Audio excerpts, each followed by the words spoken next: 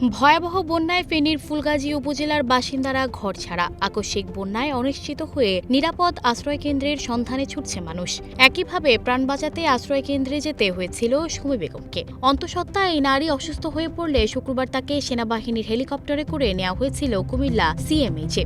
সেখানে ছেলে সন্তানের জন্ম দিয়েছেন সুমি বেগম। সেনাবাহিনীর পক্ষ থেকে শুক্রবার রাতেই তথ্য জানানো হয়েছে। এতে বলা হয়, ফেনীর ফুলগাজী থানার বাসিন্দা মোসাম্মদ সুমি বেগমকে অন্তঃসত্ত্বাজনিত কারণে অসুস্থ হয়ে পড়ায় সেনাবাহিনীর হেলিকপ্টারের মাধ্যমে উদ্ধার করে কুমিল্লা সিএমএইচে পাঠানো হয়। পরবর্তী সময়ে কুমিল্লা সিএমএইচের গাইনি বিভাগে তিনি পুত্র সন্তান প্রসব করেন। বর্তমানে মা ও সন্তান দুজনেই সুস্থ রয়েছেন বলে জানায় হাসপাতাল কর্তৃপক্ষ।